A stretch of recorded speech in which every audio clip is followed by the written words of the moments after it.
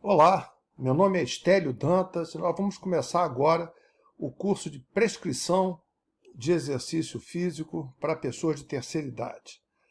Eu sou professor de dois programas de pós-graduação, um em enfermagem e biociências na Universidade Federal do Estado do Rio de Janeiro, lá nós só temos doutorado, e outro em saúde e ambiente, da Universidade de Tiradentes, e lá eu trabalho com mestrado e doutorado.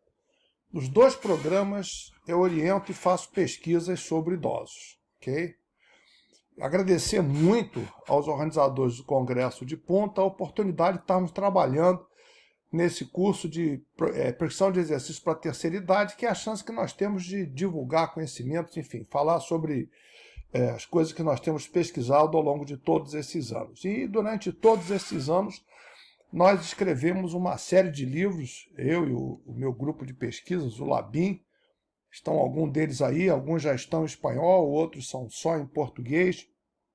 Mas eu fico tranquilo porque eu posso deixar com vocês fontes de consulta bastante interessantes para o trabalho de vocês que têm interesse em trabalhar com a terceira idade. Nós vamos dividir o nosso curso em 5 aulas, como já estava programado, com os temas que aí estão. Vamos começar falando um pouco sobre os aspectos do envelhecimento, né?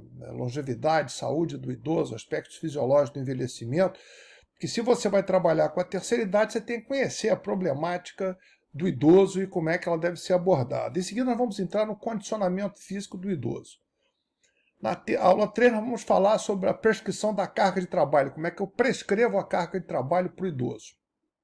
E na quarta e na quinta aula, nós vamos falar sobre dois pontos essenciais para quem trabalha com idoso, né? É a manutenção ou a melhoria da autonomia funcional e a possibilidade que eu tenho de diminuir ou de prevenir o risco de queda com idosos, que nós vamos ver é uma das piores causas de intercorrências para o idoso. Vamos entender o seguinte, na verdade, o idoso, não existe o idoso que seja único, ele tem muitas dimensões. Uma das dimensões que nós temos é a sua diferenciação em diversos tipos de idade. Então, o idoso tem uma idade cronológica, que é aquela que está no seu documento, na sua certidão de nascimento, na sua carteira de identidade. Ele vai ter uma idade biológica, quantos anos efetivamente aquele seu corpo tem. E aí mesmo eu já tenho uma diferenciação. Todos os órgãos não têm a mesma idade. Okay? Eu vou envelhecer com velocidade diferente em cada um dos órgãos. Então, você pode ter uma cabeça de 40 anos, um coração de 80. Isso varia, então, de órgão e sistema para órgão e sistema. A idade sociológica, qual é o grau de relacionamento que ele tem, esse idoso tem família, ele é casado, ele é viúvo ou é viúva, tem filhos, moram com ele, não moram, trabalha, se relaciona, e a idade psicológica, o quanto de idoso, obsoleto, ultrapassado essa pessoa vai se sentir. Né? E aí, juntando todos esses, eu vou ver qual é aquela totalidade daquele idoso, a idade biológica, a idade cronológica, a idade social e a idade psicológica. Aí eu vou estabelecer para aquele idoso que está trabalhando comigo qual é o caso dele, né? Qual é a idade média que ele tem em relação a tudo isso. Você tem pessoas de 40 anos que já são velhos. E você tem pessoas de 60, 70 anos que não são velhos. São idosos, mas não são velhos. Tá? Então, o primeiro ponto que eu tenho que trabalhar com o cliente que eu vou fazer a prescrição de exercício é conhecer a sua individualidade, saber como é que ele se relaciona, se ele trabalha, se ele tem amigos. Uma coisa é um idoso numa sociedade, numa instituição de longa permanência, lá asilado. Outra é um idoso que trabalha, que tem família, às vezes tem um cônjuge muitos anos mais novo que ele, portanto, isso vai dar uma possibilidade de se relacionar com outra capacidade de pessoas. Mas, de qualquer forma, envelhecer é você ter perda. O nosso organismo vai se desgastando. É como a cada 7 anos as nossas células todas se multiplicam. Eu duplico meu corpo a cada 7 anos. Então é como se a cada 7 anos eu fizesse uma xerox de mim. Só que 7 anos, 14 anos eu vou fazer uma xerox da xerox. Já sai um pouco mais desmaiada, não sai com a mesma nitidez. 21, eu tiro a xerox da xerox de 14 anos. Quer dizer, você quando chegou aos 70 anos, você já tirou 10 xerox das xerox. É natural que você fique com o cabelo branco, a sua pele enrugue, porque você não tem mais a mesma precisão dos seus genes para fazer a reprodução. Então, diversos problemas que o idoso tem, problema emocional, câncer, ele começa a perder a memória, obesidade, principalmente obesidade central, perda de visão, problemas no coração, diabetes, osteoartrite, anemia, pressão arterial elevada, osteoporose, problema nos rins, ou no sistema urinário de uma forma geral, na próstata, isso é muito comum nos homens. Percebeu? Isso vai acontecer e eu posso esperar uma perda em todos os órgãos do corpo do idoso. Tá? Cérebro, ouvido, boca, pulmão, músculo, ossos e articulações, olhos, pele, coração, rins, sexo. Eu não vou ficar aqui detalhando isso, que não é o objetivo do nosso curso. Nós não temos muito tempo a perder com esse tipo de informação, mas vocês podem depreender que essas perdas acontecem muito presentes em todos os órgãos. Basicamente, o envelhecimento vai acontecer por uma disfunção celular. Então, está aqui o exemplo que eu mostro, uma fotografia microscópica de um tecido miocárdio de um sedentário de 67 anos, apresente núcleos hipertróficos nas células miocárdicas, e eu tenho lá ali em branco, ali, bem assinalado, infiltrações de lipofucsina. Isso não acontece no jovem. No idoso eu vejo essas infiltrações de lipofucsina. O que é a lipofucsina? É um pigmento fino, castanho dourado, constituído por fosfolipídios e proteínas, que resulta da digestão incompleta dos glóbulos sanguíneos danificados, provavelmente o produto da oxidação de ácidos graxos insaturados. Quanto mais ácido graxo não saturado você consumir, mais lipofucsina você vai ter. Essa lipofucsina serve para detectar o tempo de vida celular em células que não se multiplicam muito e que têm uma vida longa, como as musculares do miocárdio e os neurônios. Então eu consigo ver esse tempo de vida celular, tanto no miocárdio como nos neurônios, devido a esse acúmulo de lipofucsina que vai acontecer com a idade. Eu já estou dando uma dica para vocês que, dependendo dos hábitos saudáveis de vida que o idoso tenha, o que ele come, como ele come, o que ele faz de exercício, o meio ambiente que ele tem, isso vai ser alguma coisa que possa ser diminuída ou controlada. Como eu falei anteriormente, os órgãos têm idades distintas. Então, dependendo do seu estilo de vida, você, quando nasce, você começa a desgastar o teu organismo. Então, na hora que eu nasci, eu vou começar a ter perdas ou diminuições do potencial do meu organismo. E essa existência ou essa perda vai acontecer de forma distinta. Nós já sabíamos que nós temos algum órgão que é mais frágil que os outros. O fígado, o rim, o sistema aparelho digestório, de vez em quando eu me sinto mal, cabeça dói sempre. Esse é o ponto mais fraco do meu organismo. É realmente nele que vai acontecer as maiores perdas, e é nele que eu vou envelhecer mais rápido. É o elo fraco da corrente, como se diz. Ok? Especificamente no aparelho locomotor, o que eu vou observar? Eu vou observar dois aspectos distintos conforme o gênero do idoso que eu estiver trabalhando. Então eu vou ter a osteopenia, que é um problema basicamente da mulher, a osteopenia e a sarcopenia.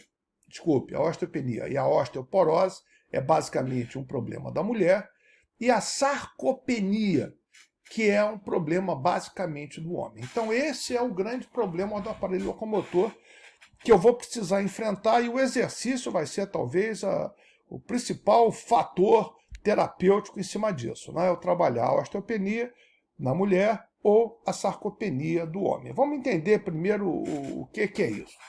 Tá? O que é a osteopenia ou a osteoporose? É uma perda da densidade mineral do osso. Ou seja, o teor de cálcio no meu osso vai caindo. Essa desmineralização vai fazendo com que o meu osso fique cada vez mais poroso, né? E começa a ficar mais frágil.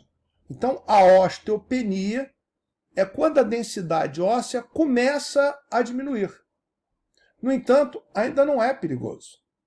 Só que se não for tomada nenhuma providência, essa osteopenia vai evoluir para a osteoporose. E na osteoporose eu vou ter então problemas de fragilidade óssea bastante graves. Não?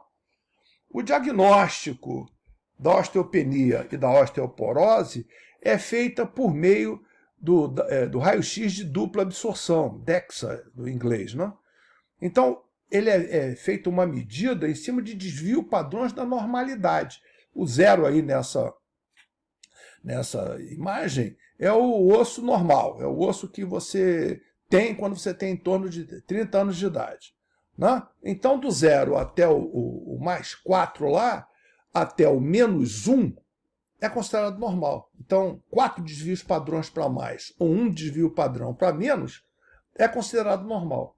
Quando você tem entre menos 1 desvio padrão e menos 2,5 desvio padrões, você começa a ter uma diminuição da sua densidade óssea. E aí você vai ter a osteopenia. Ok? A continuar com isso, você vai ter a osteoporose. Isso é muito comum na mulher depois da menopausa. Né? Cai o nível dos hormônios sexuais dela, o estrogênio, e isso vai fazer com que haja uma diminuição da densidade mineral óssea. Tendo em vista que os hormônios sexuais fazem de certa forma, são anabolizantes, de certa forma não, eles são anabolizantes, mantêm a densidade mineral óssea. Quando cai o estrogênio, cai a progesterona, eu vou ter então uma diminuição da concentração de cálcio no osso, causando a osteoporose. Tá? Nos homens, o que eu vou encontrar vai ser a sarcopenia. O que é a sarcopenia? A sarcopenia é a perda da massa muscular. Ok? Eu posso ter sarcopenia por diversos problemas, não é só devido ao envelhecimento. Nessa figura aqui, eu tenho aqui a sarcopenia primária, que é relacionada à idade. Não é? Eu tenho diminuição dos hormônios sexuais, a testosterona para o homem, a apoptose, a disfunção mitocondrial, ok? Agora, eu posso ter sarcopenias secundárias também. Por exemplo, sarcopenia por desuso, a imobilidade, a inatividade física, gravidade zero. Eu tive algum tempo atrás trabalhando, colaborando junto com a NASA, exatamente em cima dessa área. Né? Você, quando está em uma missão de longa permanência no espaço, a falta da gravidade, a falta de exigência sobre a musculatura vai provocar sarcopenia. Osteoporose também. Sarcopenia e osteoporose. Você pode também ter sarcopenia devido a problemas endócrinos. Corticosteroide, diminuição do GH, diminuição do IGF-1, hipofunção tiroidiana, resistência à insulina. Né? Problemas de degenerescência nervosa, como a EVA, por exemplo, né?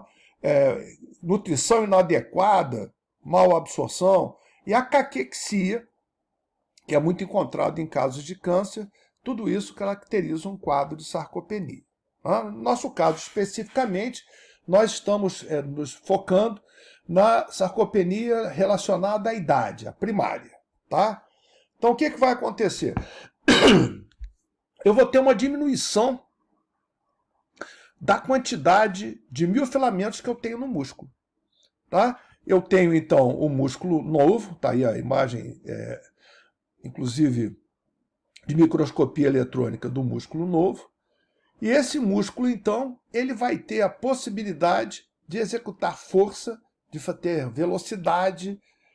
O que vai acontecendo? Quando eu começo a envelhecer, vai acontecendo, então, uma perda do tecido muscular. Repara que eu começo a ter muito mais tecido conjuntivo e gordura envolvendo o tecido muscular, ou seja, a proporção entre tecido muscular, tecido conjuntivo e gordura modifica. E eu vou perder principalmente as fibras do tipo 1, as fibras glicolíticas, né, que são realmente as fibras mais fortes que eu tenho no organismo. Tá? Então isso vai provocar uma perda da capacidade geral. Tudo que eu falei até agora vai então refletir na grande preocupação que a gente tem com o idoso quando eu quero fazer uma prescrição de exercício. Né? Quais são os grandes 5 Is da geriatria? A imobilidade. Né? O idoso ele não pode ficar imóvel. O idoso ele tem que ser ativo, ele tem que atuar, ele tem que trabalhar, ele tem que estar sempre em movimento. A incontinência urinária, a gente tem que manter o controle do esfíncter do idoso. Então é alguma coisa que eu preciso é manter o esfíncter do idoso, que também é um músculo, os dois esfíncteres também são músculos, né, funcionais para evitar a incontinência urinária ou fecal.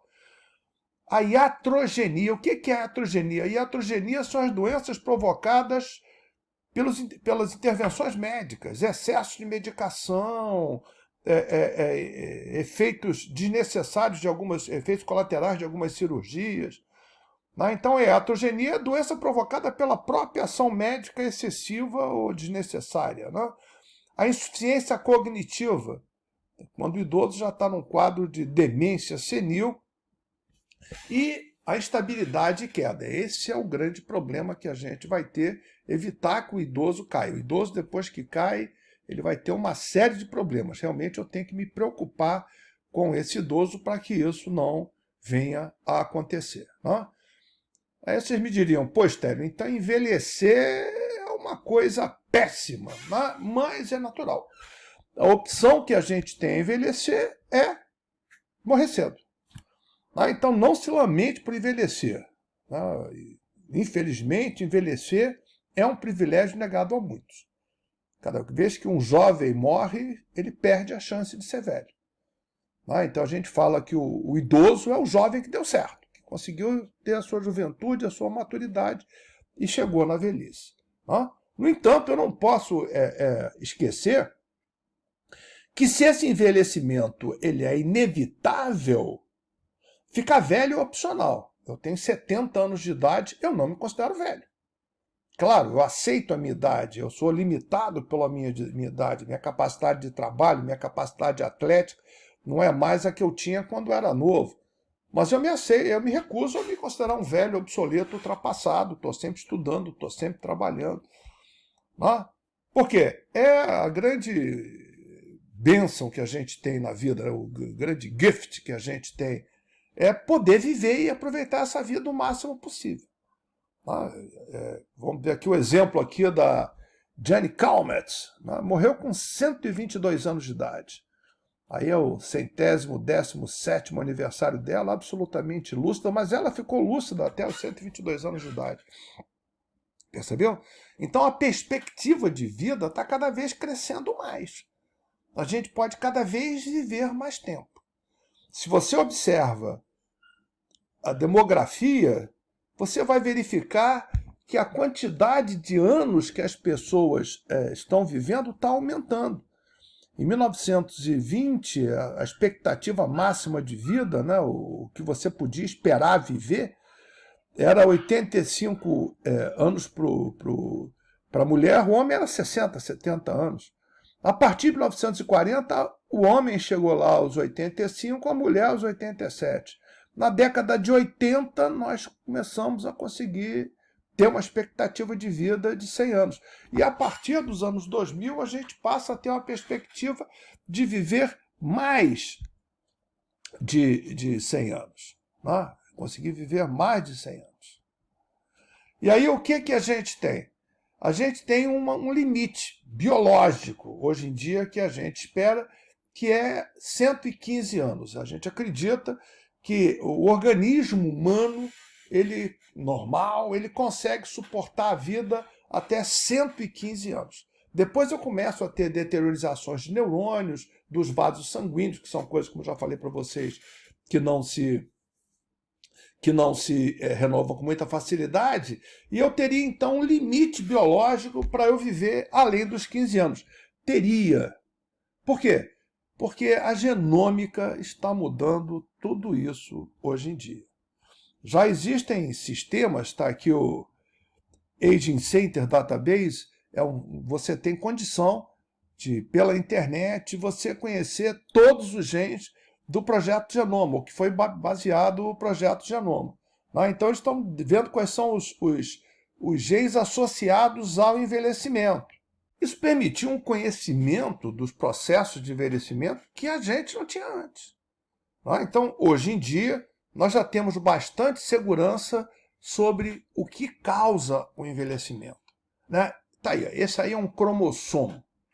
Uma visão ampliada em microscopia eletrônica de mais última definição. Está aí o nosso cromossomo. Em verde, nas pontinhas, nós temos o telômero. Existe uma proteína chamada telomerase, que ela faz, então, a ponta dos cromossomos. Imagina o cadarço de um tênis. Todo mundo conhece o cadarço de um tênis, não? Se você perde a ponteira do cadarço do tênis, o que vai acontecer? O cadarço vai começar a esfiapar. Não é isso? A mesma coisa acontece com nossos cromossomos. Se a gente perde o nosso telômero, ou se o nosso telômero se encurta, o nosso cromossoma começa, entre aspas, a esfiapar. E a reprodução celular fica comprometida. Eu já não tenho mais o mesmo tipo de reprodução celular. É o envelhecimento. Percebeu? Nós já sabemos, por esse mapeamento genético, pelo projeto Genoma, aonde estão os pontos fundamentais para que eu envelheça ou retarde o envelhecimento. O que causa essa disfunção telomerar? Então, a disfunção do telômero basicamente vai afetar um gene que é o P53.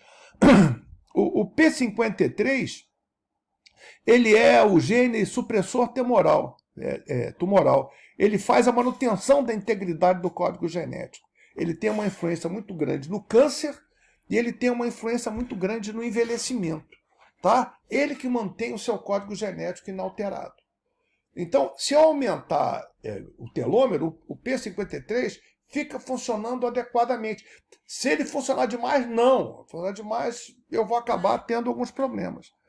Então, esse P53, o que ele vai fazer? Primeiro, ele vai controlar os alvos genéticos, que vão produzir a apoptose, a senescência, o arrasto de crescimento. E ele também vai regular o PGC1-alfa.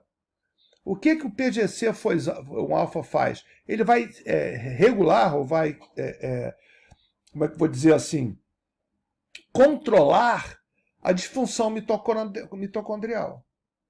Ok? Então, isso vai produzir, então, um efeito sobre todo o organismo. Em especial, como eu falei lá no início, nos cardiomiócitos, nas células transmissoras do sistema nervoso e nos células musculares do miocárdio. Ok? Isso vai dar, então, um envelhecimento progressivo para vocês.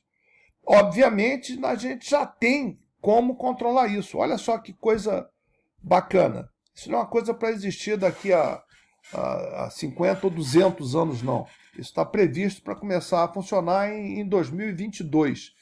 É um nanorobô de reparo do DNA. Ele tem 3 partes, um sistema de fixação do DNA, o sensor que vai buscar o DNA que você quer mudar e as proteínas de aderência ao DNA. Ok? É um nanorobô, portanto, microscópio, portanto, um tamanho muito reduzido. Então, o que você vai fazer? Você vai injetar esse nanorobô no corpo da pessoa, programado para atingir. No nosso caso, a gente quer o gene P53. É ele que a gente quer efetivamente trabalhar sobre ele para evitar os processos de envelhecimento que ele causa. Tá? Então, olha lá, ele vai pegar a molécula de DNA, quando chega especificamente no gene que eu quero atuar, nesse nosso caso, por causa do envelhecimento, é o P53, eu vou lá, removo o fragmento que está ruim, implanto o fragmento que tá legal e libero e vou fazendo isso em todos os meus genes. Ou seja, o que eu estou dizendo para vocês? Essa nossa visão de que as pessoas nascem, crescem e morrem está chegando a um ponto que deixa de ser verdade. Eu posso agora pensar numa amortalidade. Olha só, eu não estou falando de imortalidade. Claro que se você sai no meio da rua, um caminhão passa por cima de você, você vai morrer.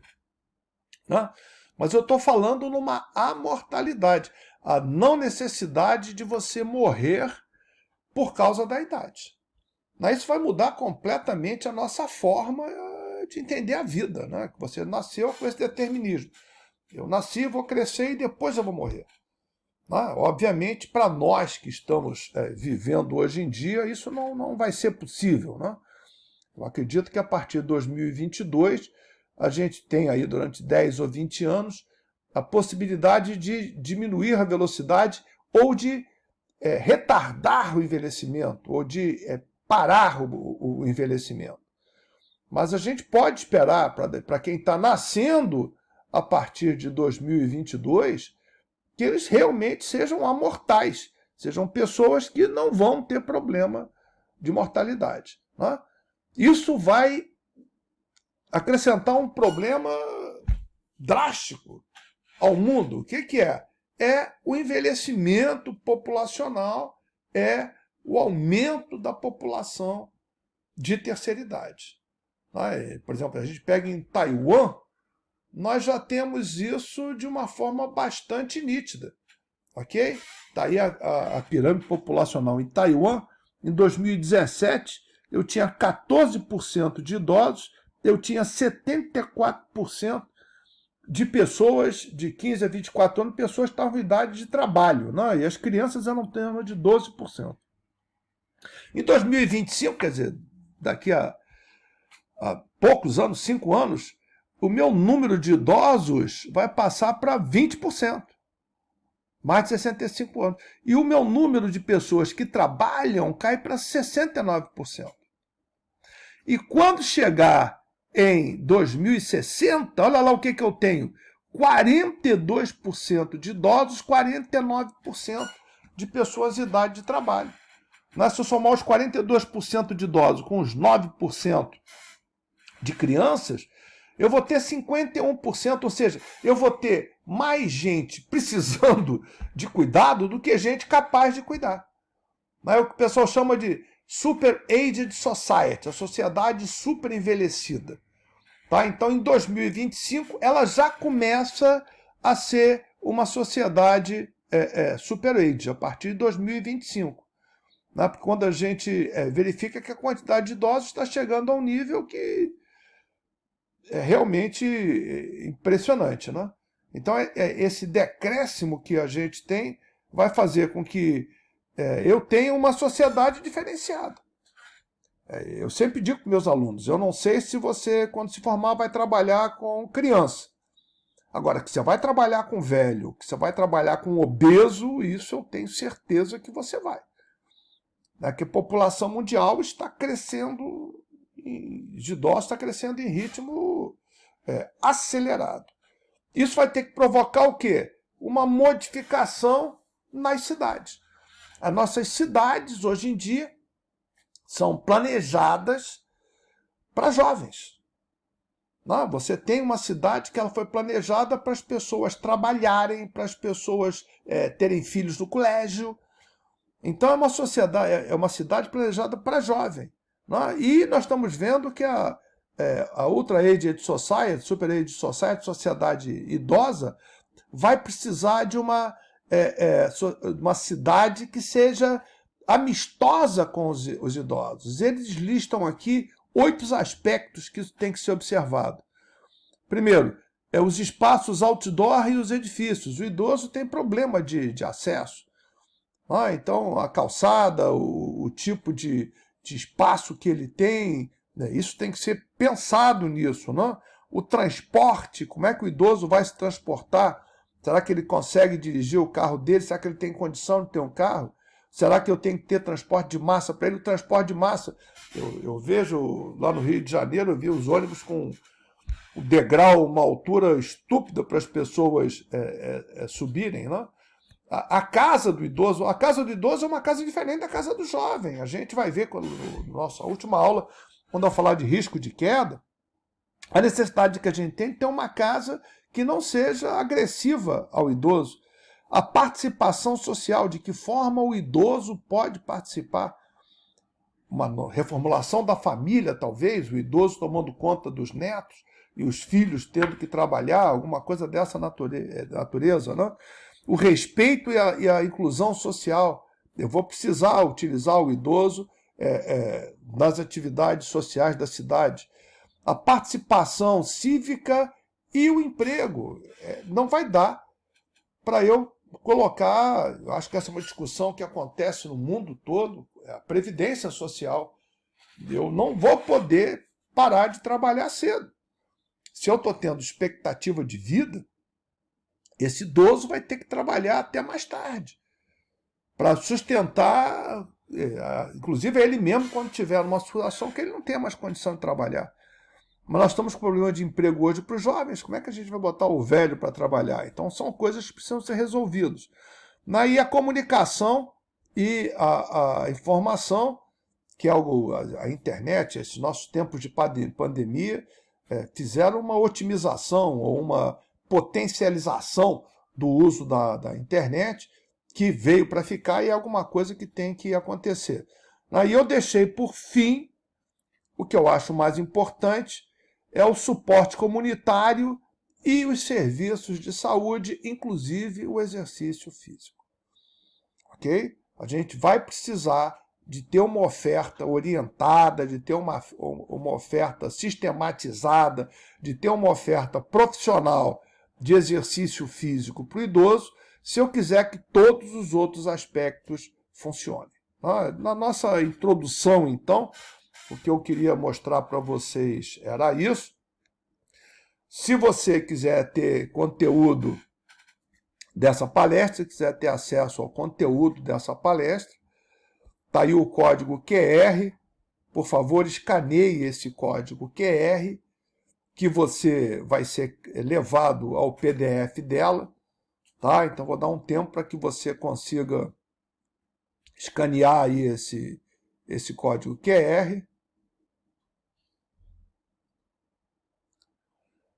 Tudo que eu falei com vocês tem nas minhas publicações, são diversos artigos que nós já fizemos sobre todos esses temas que eu conversei com vocês, inclusive alguns dos livros também estão lá em e-book, e se você escanear esse código QR que está aí, você vai ser levado ao meu ResearchGate, e lá no ResearchGate você vai ter acesso a todas as publicações que eu fiz, ok? Então, na nossa primeira aula, era isso que eu tinha para conversar com vocês. Esse curso, o modelo desse curso, não dá muita chance que a gente tire dúvidas durante a aula, inclusive porque elas foram gravadas já com alguma antecedência, mas eu queria me botar à disposição de vocês, mesmo depois do curso, à disposição de vocês, pelo meu e-mail, pelas minhas redes sociais. Eu sou uma pessoa muito ativa nas redes sociais, eu faço questão de estar respondendo a todas as pessoas com as quais eu trabalho. Então está aí o meu Facebook, o meu Instagram, o meu canal do YouTube, que tem diversos filmes mostrando como é que essas coisas acontecem, e o Twitter, ok? E com isso, então, eu agradeço a atenção de vocês e vamos à nossa segunda aula.